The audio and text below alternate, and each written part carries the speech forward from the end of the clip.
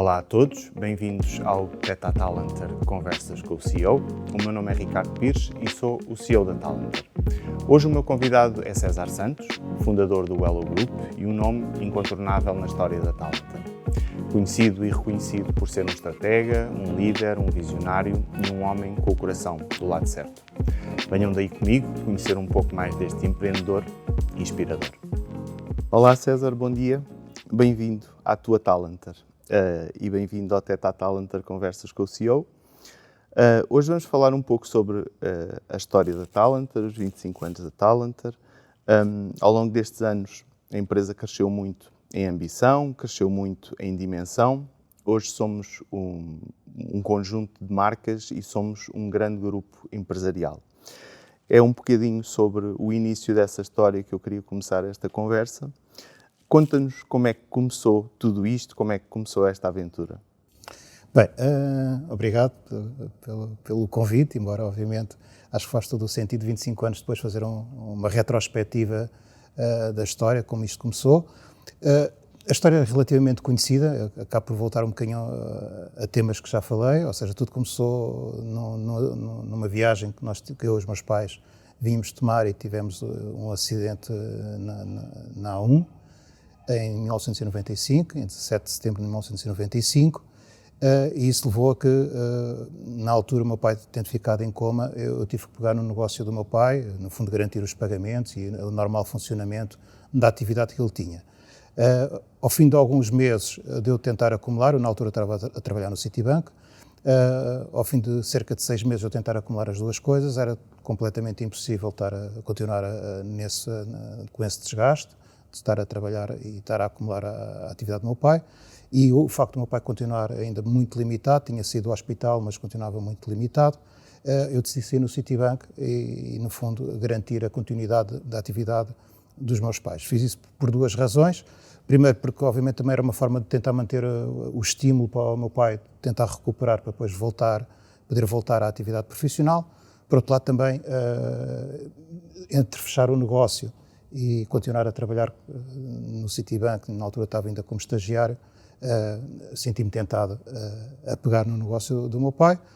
Na altura eu tinha uma empreitada muito grande no Colombo, que acabava por ter era um negócio bastante interessante. Estava a começar a iniciar a construção da Expo, e isso permitiu-nos, no fundo, apanhar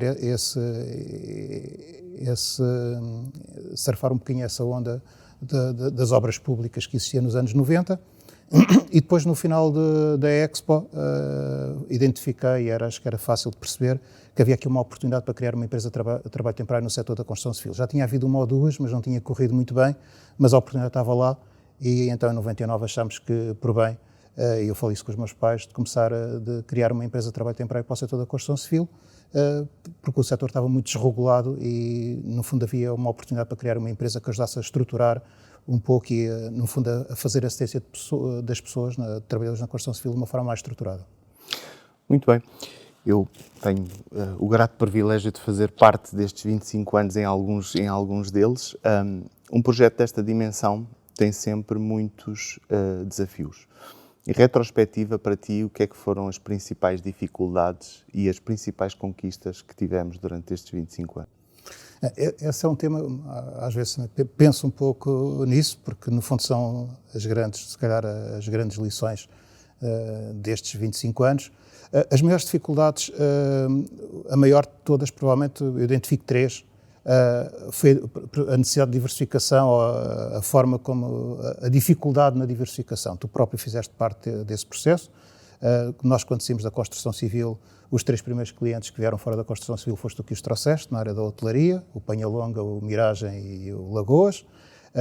Foram os primeiros clientes que trouxemos. Depois, entretanto, também surgiu a PT na altura, e até foi por uma consulta que eles nos fizeram, e sentimos, isto foi em 2006, 2007, quando tu entraste, e sabes a dificuldade que foi, depois até do lançamento da marca, cada cliente que nós conquistávamos era quase uma vitória, e conseguimos um cliente uma vez por mês, 2 em 2 meses, lá vinha um cliente novo, e acho que todos nós sentimos, principalmente depois entre 2008 e 2014, durante estes 6 anos, que eu acho que identifico foi a fase mais difícil de tentar diversificar e entrar noutros setores em que a marca não era tão conhecida, e acho que esse foi claramente um dos maiores desafios que nós tivemos. O segundo maior desafio foi a gestão de tesouraria também da Talentor, de uma empresa de trabalho temporário. Em Portugal, não é por acaso que o setor da construção, o setor do trabalho temporário é dominado por multinacionais. Facilmente a exposição financeira num setor de atividade destes é muito grande, que nós em média faturamos 1.200, 1.300 euros por cada pessoa. Tu colocas 100 pessoas e de repente já são 130 mil euros. Juntas o IVA em cima, já estamos a falar mais de 150 mil euros. Se o cliente pagar a 30 dias, são 150 mil euros de financiamento a dar ao cliente, mas se ele pagar a 60 dias, já são 230 mil euros para 260 mil euros para colocar 100 pessoas. Portanto, facilmente este valor escala e daqui a pouco estamos num milhão ou mais que isso. A gestão de tesouraria sempre foi muito difícil, até porque no início, quando estávamos a trabalhar no setor da construção civil, uma das características que as empresas de construção civil tinham era atrasarem-se a pagar, e às vezes atrasavam-se um mês, mais que um mês, e de repente estas contas que eu estava a dizer ganhavam números muito maiores, e claramente a gestão da tesouraria foi sempre também um desafio extremamente grande neste setor, e como crescíamos muito, também exigia sempre mais liquidez para crescermos. E a terceira maior dificuldade foi, se calhar, a gestão que eu tenho. Eu costumo dizer que o melhor destes 25 anos foi a minha relação com as pessoas, mas cá também o mais difícil foi a relação com as pessoas. Porque, principalmente nos primeiros 10 anos, se calhar, senti muita dificuldade em, no fundo, mobilizar as pessoas e convencer as pessoas para a necessidade de mudança e para estes processos novos, para novas realidades que iam surgindo. Muitas vezes sentia que era difícil tirar as pessoas um bocadinho da zona de conforto. Há uma expressão que se diz que a zona de conforto é a maior adição do ser humano. Eu acho que tentei explicar isso muitas vezes, e eu acho que em alguns casos foi bem sucedido, noutros não tanto, e acho que durante este processo perdemos demasiadas pessoas pelo caminho. Gostaria de ter perdido menos e neste momento continuarmos com mais pessoas que estiveram desde na origem do projeto, e isso não foi possível. Eu acho que sempre que eu confrontava as pessoas um bocadinho com esta necessidade de sair da zona de conforto, as pessoas também se calhar confrontavam-me a mim com esta necessidade, a necessidade de mudança que eu tinha, o que elas sentiam de mim também ser uma adição ainda maior do que a da zona de conforto. E eu acho que nesse processo criou aqui alguma dificuldade e também, às vezes também nessa gestão, identificar pessoas para funções de liderança, principalmente numa primeira fase, não era fácil. Aquelas que eu se calhar achavam que tinham mais perfil de liderança não queriam ter funções de liderança, e aqueles se calhar que queriam mais ter a função de liderança eu achava que não tinham esse perfil, e eu acho que essa foi, pronto, a diversificação, a tesouraria e esta gestão, digamos, deste processo de mudança e preparar as pessoas, envolver as pessoas para este processo de mudança. Foi, acho que, as três grandes dificuldades. Portanto, as maiores conquistas e as maiores dificuldades prendem-se sobretudo com aquilo que é o nosso negócio, que são as pessoas, não é? Quando nós somos pessoas, trabalhamos para pessoas e trabalhamos com pessoas, geralmente as maiores dificuldades são sempre as pessoas. Sim, acho que as maiores conquistas foi, no fundo, termos conseguido ter este nível de crescimento que tivemos ao longo destes anos, ter conseguido chegar agora ao fim de 25 anos, no fundo, ter conseguido afirmar uma marca Talentor, ter criado um grupo empresarial e, neste momento, termos um volume de negócio acima dos 100 milhões de euros, acho que foram as grandes conquistas durante este percurso. Olha, e deixa-me perguntar uma coisa, porque eu acho que é uma pergunta que toda a gente tem curiosidade em saber. Ser empresário em Portugal é quase como um desporto radical, não é? Isto tem que ser, não basta ser empreendedor, tem que se assumir riscos. Tiveste algum dia, durante estes anos todos, vontade de atirar a toalha ao chão, ou não? Tive, uma vez. Queres falar um bocadinho sobre isso? E esteve muito próximo de acontecer. Se cá poderíamos falar agora na pandemia, mas eu acho que a pandemia acabou por ser, comparado com 2012, não tem comparação, foi muito mais, embora tenha sido um período difícil, foi mais fácil de contornar, até porque também já tínhamos a experiência de 2012. 2012, com a crise, juntou-se duas coisas. Por um lado, a crise das dívidas soberanas, que levou a que, digamos, houvesse uma maior restrição da concessão de crédito, mas em Portugal teve um impacto maior, e no nosso caso, que foi o impacto que teve no setor da construção civil, e nós estávamos muito expostos à construção civil e muitas empresas começaram, no fundo, a atrasar pagamentos e muitas acabaram por falir. e nesse período, em 2012, nós tivemos cerca de 3 milhões e meio de insolvências, de valores que nunca foram pagos, e que tivemos que sobreviver a esse impacto financeiro. Juntando a isso, obviamente, quando tu perdes faturação, e nós na altura perdemos para aí 18% de faturação no ano, porque tínhamos que, no fundo, deixar de trabalhar com esses clientes que não nos estavam a pagar, nós tínhamos que deixar de trabalhar com os clientes, portanto, tínhamos dois efeitos. Tínhamos o efeito do cliente não nos pagar e aquele valor, no fundo, ficar incobrável, e, por outro lado, tínhamos a perda de faturação e a perda de margem. E, de repente, em 2012, tivemos um efeito conjugado de termos 3 milhões e meio de insolvências e 1 milhão de euros de prejuízo. Nós estávamos a perder quase cerca de 100 mil euros por mês. Foi um número que eu nunca falei muito, porque também achei que, se calhar, seria um pouco assustador, mas a conjugação disso, se calhar, num ano temos a quase um impacto de 5 milhões de euros, e isso era provavelmente a quase todo o património que se tinha acumulado durante aqueles anos. E naquela altura eu ponderei seriamente, e na altura tivemos uma oferta, e agora também posso falar disso, também já passou bastante tempo, da Manpower, que ainda que estava em causa puseram em cima da mesa cerca de 2 milhões e meio, 3 milhões de euros para comprar a Talentor. E quando na altura estávamos numa situação, digamos, com o património a zero, ou até se calhar ligeiramente, se calhar em situação de insolvência, quase nós próprios, ter alguém que oferecia 3 milhões de euros era bastante tentador. Eu posso dizer que todas as pessoas que eu, na altura, a quem eu recorri e que procurava ter uma opinião, todas elas me diziam, vende. E eu depois decidi não vender, e acho que foi uma das decisões mais irracionais que eu tomei na minha vida, e acho que foi das decisões mais acertadas. Por isso, às vezes discute-se muito até que ponto a racionalidade é o fator essencial. Acho que a racionalidade é importante na decisão, mas às vezes não devemos ter só. E nesse aspecto, nessa altura, acho que houve um fator importante, uma conjugação que se calhar não é fácil de acontecer. Na altura que foi feita a oferta da Manpower, foi em agosto de 2012, foi para aí uma semana antes da Lorena ter nascido. E eu ponderei essa oferta durante 15 dias, e uma das razões que me levou a não tomar essa decisão, e eu sei que estas vezes eu também não gosto de falar muito disso, porque também não quero que pode soar a falsa vaidade, uma das razões que me levou a não tomar a decisão de vender foi porque eu achei que não era o legado que eu queria deixar para os meus filhos num momento difícil de existir. E foi isso que me levou a ir em frente, e eu acho que valeu a pena ter ido em frente. Muito bem, e valeu, claramente, acho que estamos todos bastante agradecidos de não teres atirado a toalha ao chão naquela altura.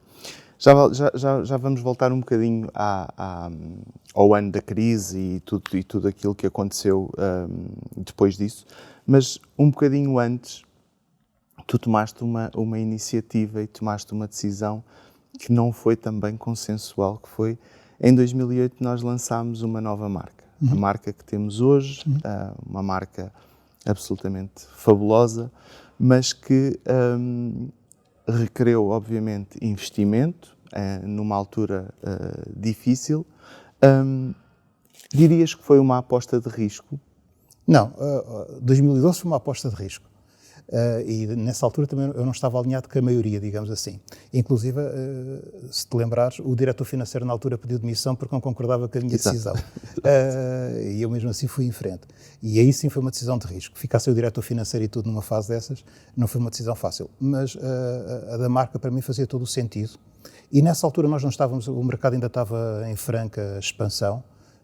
Para nós até foi relativamente fácil financeiramente tomar essa decisão, portanto não tinha risco nenhum, fazia todo o sentido, tu própria tinhas a noção e sabias que diversificar com a marca ou com o nome Luz ao Tempo era uma coisa que era quase impossível de fazer, portanto nós tínhamos que dar esse passo para diversificar.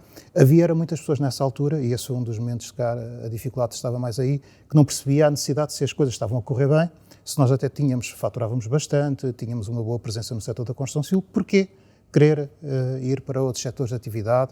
E eu, na altura, até me lembro houve alguém que me disse, até relativamente próximo, que dizia, na altura o investimento na marca custou cerca de 200 mil euros, porque também teve a abertura da loja do Chiado e as obras da loja do Chiado e a decoração dos carros e tudo, não foi só a questão do desenvolvimento da nova marca. Houve alguém que me disse, mas para que é que não trocaste de carro em vez de teres feito a nova marca? Quando, de repente, compravam um Ferrari, se calhar, com esse valor, e acho que era uma das coisas que, por norma, os portugueses às vezes tendem a fazer nesses momentos em que as coisas estão a correr bem. E eu acredito que nessa altura a maior parte das pessoas não percebeu a minha decisão, tal e qual se cá como não percebeu em 2012, mas isso faz-me lembrar uma frase muito célebre que se costuma dizer que é: sempre que estiveres alinhado com a maioria, para e pensa, que és capaz de não estar no sítio, no ir pelo caminho certo. E eu acho que, quando olho para trás, esses dois momentos fazem pensar isso, que às vezes é bom, quando a maioria está alinhada connosco, nós temos que parar e pensar se estamos a ir no sentido certo. Muito bem. Nós, após o lançamento da marca, tivemos também uma primeira aproximação àquilo que era um desígnio na altura, que era a internacionalização. Abriu-se uma primeira delegação no exterior, mas a experiência não foi totalmente positiva. Queres-nos falar um pouco sobre isso? O que é que aconteceu? Sim. Uma das coisas também que até depois do lançamento da marca me perguntava era porque é que a comunicação era muito inglesa e a marca era uma marca inglesa. Desde o início que nós, quando criámos a marca, sempre foi com a ideia, na altura lembro do Carlos Coelho ter perguntado isso, ser uma marca potencialmente internacionalizável. Portanto, a ideia de um dia podermos internacionalizar teve sempre presente desde o início da criação da marca. Na altura, em 2011, surgiu essa hipótese de abrirmos uma sucursal, uma empresa, uma Talanter, na altura em Frankfurt, para o mercado alemão. Estava a haver muita saída de portugueses para fora e o mercado alemão, que tinha a parte industrial e tinha muita procura, e era um mercado em que a mão de obra portuguesa era muito valorizada. Achámos que podíamos aproveitar no fundo esse movimento e também aproveitar o processo de internalização nessa altura. Nós na altura tivemos um parceiro. Esse parceiro era um bocadinho mais responsável pela dinamização comercial, nós mais pela parte, ficaríamos mais com a parte do recrutamento e com a gestão processual. E comercialmente nunca conseguimos ter muito sucesso. E ao fim de um ano e meio, depois juntou-se com esta questão da crise de 2012, que foi uma conjugação que na altura, nós não tendo conseguido descolar em termos comerciais na altura, nos primeiros 6 meses do primeiro ano. E depois, tendo surgido a crise, percebemos que financeiramente o esforço de estar fora, e isso foi também se calhar a segunda lição, nós fazemos o processo de internacionalização, implica um esforço financeiro muito grande num setor. Se já exige esforço financeiro e um grande, digamos, investimento em termos de crédito concedido em Portugal, quando vamos para fora de Portugal, um salário médio é 3, 4 vezes mais. Portanto, como eu há bocado dizia, se para pormos 100 pessoas em Portugal precisamos de 150 mil euros só nos primeiros 30 dias de crédito concedido, quando vais para o mercado internacional, para 100 pessoas já não são 150 mil, já são 450 mil. E acho que isso também foi uma percepção e uma lição que ficou, de que para fazer esse processo de internacionalização tem que haver uma robustez financeira que na altura não tínhamos e que mesmo agora tem que ser bem ponderado. E, por outro lado, quando nós avaliamos, nós na altura tínhamos cerca, mais ou menos o mesmo que agora, cerca de 4, 5% de cota de mercado. Eu acho que, e pensando um pouco melhor, enquanto nós temos toda a hipótese de duplicar esta cota de mercado em Portugal. Quando nós tivermos cá 8, 9% de cota de mercado em Portugal, se cá está na altura de poder eventualmente pensar em internacionalizar. Agora, pensar em internacionalizar com uma cota de mercado de 4%, corremos o risco daqui a bocado, nem crescemos cá dentro, nem crescemos lá fora. Muito bem. O desafio está lançado, eu também farei parte dele com todo o gosto, como é óbvio. Vou voltar um bocadinho a 2011, 2012, que foi o momento em que tu próprio tiveste aqui algumas dúvidas. Em 2011 dá-se a crise da dívida soberana, as empresas em Portugal entram todas em o próprio default, Estado. O Estado, a sociedade entra quase em default. Surgiram muitos pontos de interrogação naquela altura sobre o projeto e sobre a continuidade do projeto. A verdade é que nós superámos tudo isso.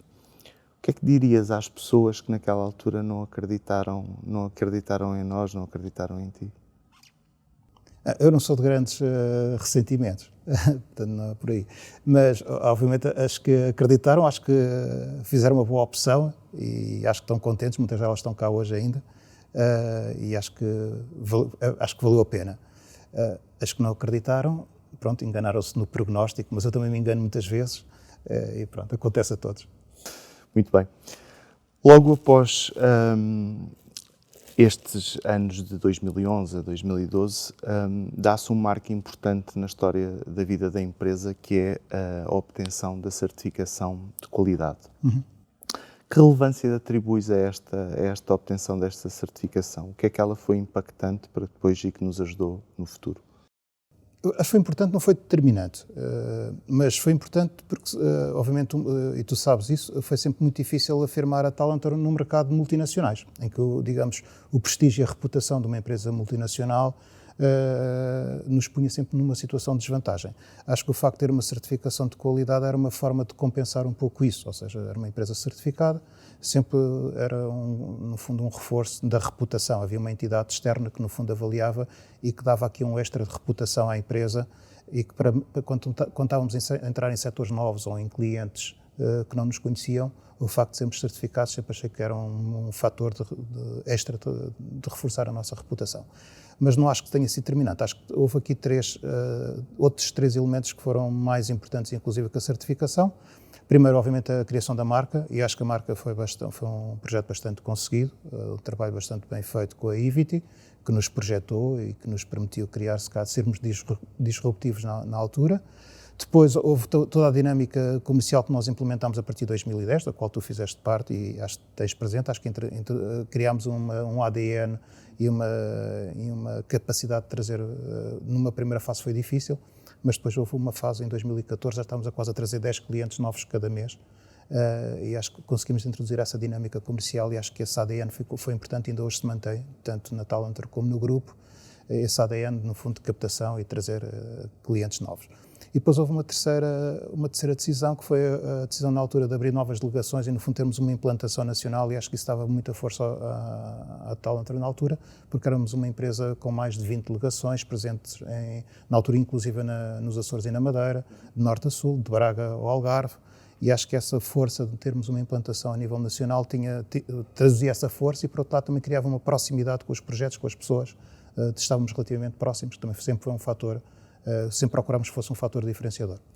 Deixa-me pegar um pouco nisso neste período de tempo há o desenvolvimento de novas parcerias estratégicas, começamos a desenvolver novos negócios, temos novos clientes. Fala-nos um pouco sobre este período que é um período de franco crescimento. Sim, eu posso partir esse período em duas partes. Acho que entre 2010 e 2015 o foco foi muito na diversificação, fomos aproveitando todas as oportunidades, aproveitámos, em 2011 entramos no housekeeping, por exemplo, no Pestana Palace, tu lembras-te disso, entramos também na área da venda direta na PT, em 2012 tivemos o projeto Rock in Rio, primeiro, em 2014 criámos a Rentacar, porque também havia a hipótese de, com assistência de pessoas, também fazer o aluguer das viaturas. 2015 entramos na área da saúde, portanto eu acho que esta primeira parte de 2010, 2015 é muito marcada por esta tentativa de agarrar todas as oportunidades que nos foram surgindo, até para assegurar essa diversificação. Depois de 2015, 2020 é um processo de franco crescimento em que nós praticamente duplicámos a faturação. Nós em 2014 tínhamos faturado 41 milhões de euros, em 2014, 2018 faturámos 95 ou 94, ou seja, tivemos um crescimento de 130%, duplicámos a faturação em 5 anos. E isso tem muito a ver com uma reestruturação ou um novo modelo de gestão que tu decides fazer em 2015. Ele impactou diretamente em mim, eu em 2015 passo a assumir a direção comercial, mas o modelo de gestão muda e com essa mudança do modelo de gestão nós conseguimos quase duplicar a faturação. Não, mais do que duplicamos. Ou mais que duplicamos a faturação. Que importância dás a essa decisão que tomaste? O que é que foi mais relevante nesses 4, 5 anos até 2020? Como o número indica, acho que dá para perceber. Nós, ao longo dos anos, fomos fazendo eu quase de 5 em 5 anos temos feito assim grandes mudanças. Em 2010, tu lembras disso, nós tínhamos um modelo de funcionamento muito ainda marcado, 2010, pela fase em que estávamos muito orientados para a área da construção. Nós criamos a marca em 2008, 2009 nós tentámos iniciar o processo de diversificação e tivemos muita dificuldade em consegui-lo, e nós fizemos uma reestruturação muito grande em 2010, tu lembras-te disso, em que numa primeira fase eu agarrei a parte comercial e operacional, porque também já estavam juntas na altura, na mesma direção. Foi criada uma nova direção, uma nova equipa comercial a partir de 2010 e por outro lado foi criada 2, 3 coordenações operacionais. Primeiro foram 2, depois passaram a 3. no fundo para gerir toda a parte operacional. Essa fase de maior envolvimento meu durou 2010, 2015, e acho que foi importante nesse processo de diversificação, mas depois era impossível nós crescermos comigo presente nas áreas todas. Portanto, foi aí que eu tomei a decisão. Tu ficares com a área comercial, o Amilcar ficar, que era coordenador operacional, ficar com a direção operacional, e aí isso permitiu, obviamente, um maior foco, uma pessoa mais focada na parte comercial, outra mais na parte operacional, e obviamente foi esse foco e essa decisão que foi importante para nós podermos, como eu disse, duplicar. Nós estávamos com 41, 42 milhões de euros de faturação em 2014 e chegámos a 2018 com 94 ou 95 milhões. Tivemos um crescimento de 130% em 5 anos. Muito bem. Em 2020 atravessamos outro período difícil, outra dificuldade, que é a pandemia. Que impacto teve a Covid-19 naquilo que foi o desenvolvimento e o negócio e a estrutura da empresa? Quando eu olho para trás, né, nessa altura, obviamente o impacto foi, acho que todos ficámos um pouco assustados, né? Para mim, o primeiro sentimento foi um sentimento de vazio, que é vamos todos para casa, como é que vamos pagar a ordenada a não sei quantas pessoas, se as pessoas não estão a trabalhar, se não vamos faturar no final do mês, é um certo sentimento de vazio. Depois começámos a perceber que iria haver toda uma dinâmica de apoios, que havia áreas que conseguiam funcionar em teletrabalho, houve outras que continuaram a trabalhar, por exemplo, a construção civil nunca parou, e de repente aquilo que nos parecia que ia ser uma queda abrupta da faturação, de repente não foi assim tão grande e as coisas conseguiram-se controlar. Acho que, portanto, numa primeira fase teve esse impacto, um bocadinho desse vazio, do que é que vem depois, mas por outro lado depois teve outra vantagem, que acho que foi, entramos numa segunda fase de diversificação, voltámos a continuar a agarrar as oportunidades, surgiram as oportunidades da Cruz Vermelha, de colocar pessoas em lares e assistentes, até na área hospitalar, entramos na área das limpezas também nos hospitais. Portanto, eu acho que o Covid depois permitiu-nos entrar numa segunda fase de diversificação, de tentar agarrar outras oportunidades também, novamente. No fundo, repetiu-se um bocadinho o que tinha acontecido em 2010, na altura estávamos a tentar diversificar dentro da construção, do trabalho temporário, e agora aqui o que aconteceu foi, surgiu-nos a oportunidade de diversificar fora do trabalho temporário, na área do outsourcing. E essa diversificação foi importante e se não fosse essa diversificação, hoje se calhar não tínhamos este modelo de organização que temos. Porque se não crescêssemos tanto no outsourcing naquela altura, não tínhamos massa crítica para poder reorganizar a empresa depois, como aconteceu em 2021.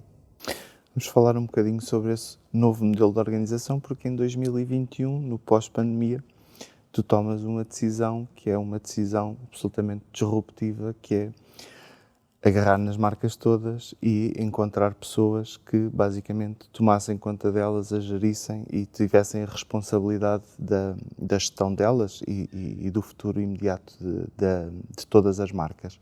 Essa verticalização que fizeste, olhando para a decisão que tomaste, como é que ela representa para ti hoje em dia? Eu quando olho para essa decisão, acho que olho para trás, que durante estes 25 anos houve 3 momentos muito importantes.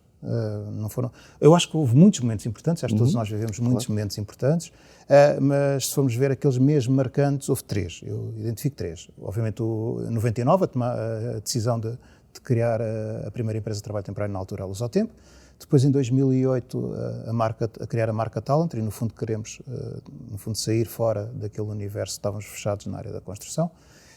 E agora 2021, que no fundo temos a mesma preocupação, que é, se em 2008 o nosso foco era diversificar fora do setor da construção civil, dentro do trabalho temporário, mas fora da construção civil, agora em 2021 o grande foco foi criar condições para diversificarmos fora do trabalho temporário e reduzirmos a dependência do grupo do trabalho temporário, porque obviamente queremos continuar e vai continuar a ser, digamos, o pulmão do grupo, a Talent e o trabalho temporário, mas também para dar maior estabilidade, porque obviamente o setor do trabalho temporário flutua muito com a atividade económica. Se o país entra em crise, e tu sabes isso, durante estes anos, então Portugal ciclicamente entra em crise e isso impacta na atividade económica. O primeiro setor que se ressente do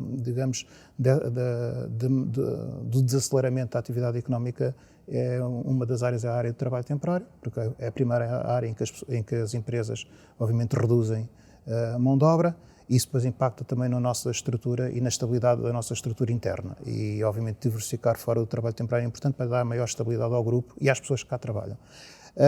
E 2021 permitiu-nos, a pandemia permitiu-nos isso, crescer fora do trabalho temporário em vários projetos de outsourcing e criou as condições para podermos verticalizar. Portanto, eu há bocado estava a dizer, houve aqui 3 momentos importantes, 99 a criação da primeira empresa, 2008 a marca e 2021 esta verticalização.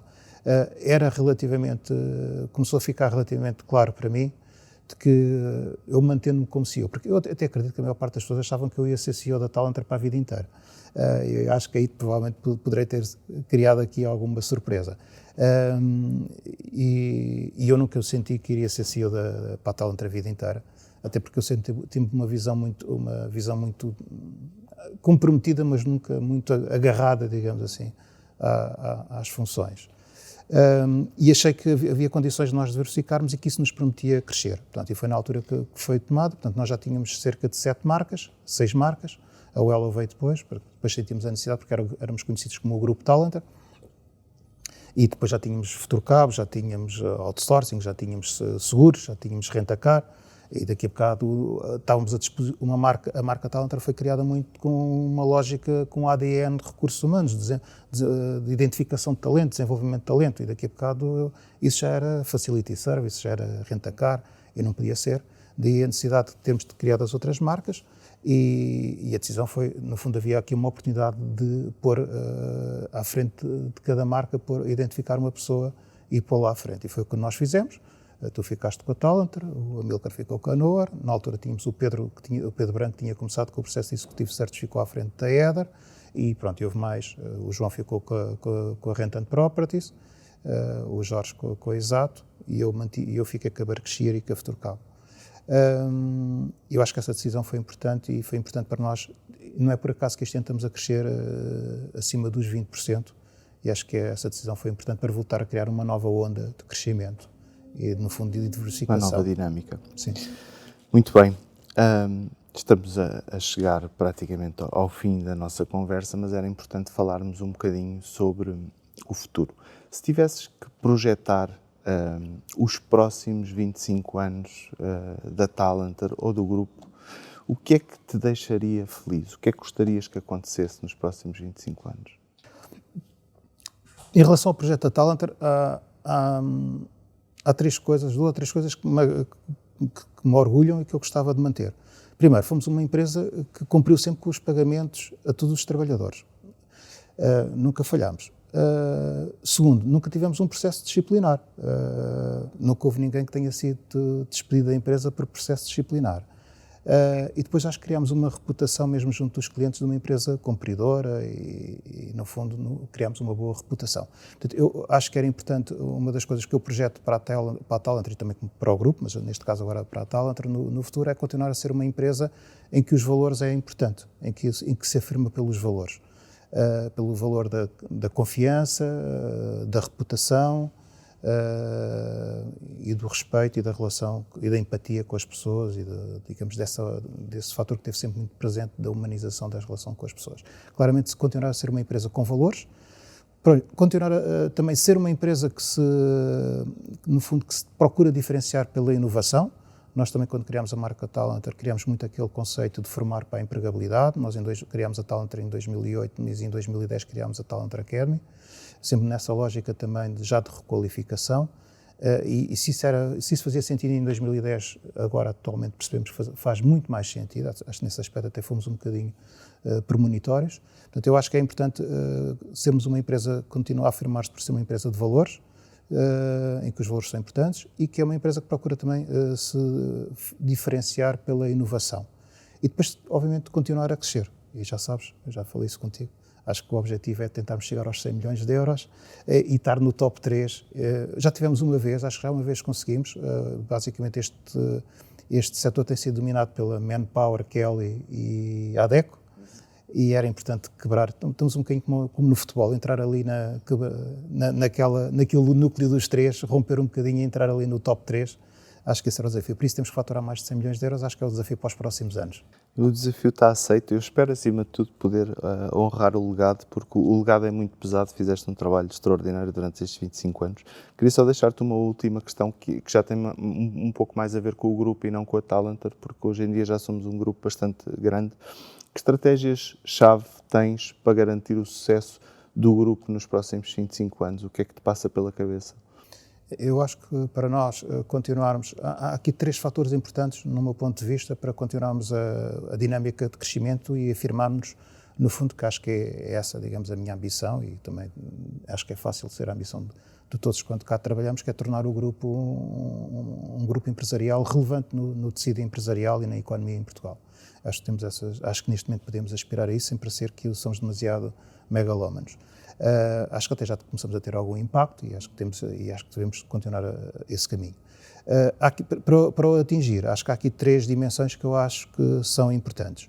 Uma delas tem a ver com a cultura organizacional. Acho que um dos grandes também, das grandes conquistas que nós tivemos, não falei dessa há bocado, mas também é claramente uma, foi acho que a cultura organizacional que nós conseguimos criar durante estes 25 anos e que eu acho que neste momento está bem presente, e agora temos feito alguns trabalhos até no fundo quase de rebranding das marcas, tanto a Talentor como do grupo, e sentimos que isso está bastante presente. E acho que é essa cultura que eu costumo chamar a cultura dos 3 E's, que é do empowerment, da experience e do engagement. Ou seja, acho que é importante, no fundo, darmos empowerment às pessoas, no fundo, acreditarmos nas pessoas, delegarmos, confiarmos nas pessoas, depois, no fundo, proporcionar-lhes a elas uma boa experiência, que independentemente se estão cá 6 meses, 1 ano, 3 anos, ou mais do que isso, ou a vida toda, que sintam que o tempo que cá tiveram foi uma boa experiência profissional e que isso tudo se traduza também num compromisso das pessoas para com o projeto e também sentirem que comprometerem-se com o sucesso do projeto. Acho que é o que eu chamo a cultura dos 3 E's. Acho que é importante afirmar essa cultura está presente e essa cultura é importante para continuarmos a crescer. Depois, acho que devemos continuar a ser, como tinha dito para a Talentor, também mesmo para o grupo, um grupo inovador, com capacidade de inovar, aproveitar as dinâmicas de inovação. Acho que há aqui 3 dimensões que eu acho que são importantes em termos de inovação. Por um lado, havendo uma escassez cada vez maior de mão de obra, trabalhar tanto novas fontes de recrutamento, nomeadamente, eventualmente, até o recrutamento internacional, como este projeto que nós vamos ter em Cabo Verde, acho que é o primeiro passo nesse sentido. Depois também o projeto da requalificação, como tínhamos falado há bocado, conseguir qualificar e requalificar pessoas. E, por outro lado, acho que também temos aqui um grande desafio, que é, num mundo cada vez mais digital, como é que nós conseguimos manter valores da empatia e da humanização. E acho que isso, se conseguirmos manter isso, claramente acho que é um fator de diferenciação e também será um fator de inovação. E depois o modelo de gestão. Portanto, eu acho que temos cultura, inovação e o modelo de gestão. Temos que continuar com o modelo de gestão. Eu costumo dizer na brincadeira, e acho que é esse o sentido e a melhor forma até de concluir esta ideia. Eu acho que, independentemente do crescimento que temos tido, e neste momento já faturamos mais de 100 milhões de euros, a minha preocupação foi sempre manter o grupo com o espírito de startup. Ou seja, é fundamental mantermos um nível e um modelo de gestão que consiga ser suficientemente flexível para continuarmos a ter esta mentalidade de startup, que eu acho que foi um bocadinho essa mentalidade que tivemos durante estes 25 anos. Era importante, independentemente do grau de crescimento que nós tivéssemos, continuar a manter esse espírito de startup presente nas pessoas, e acho que esse será claramente um dos fatores críticos de sucesso para o futuro, é continuar com o espírito de startup. Muito bem.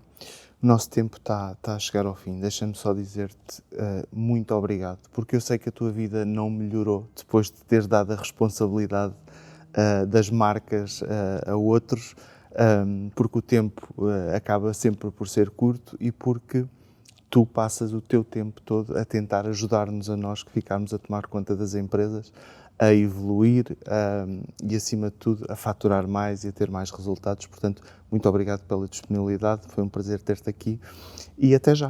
Tá, até já. Obrigado.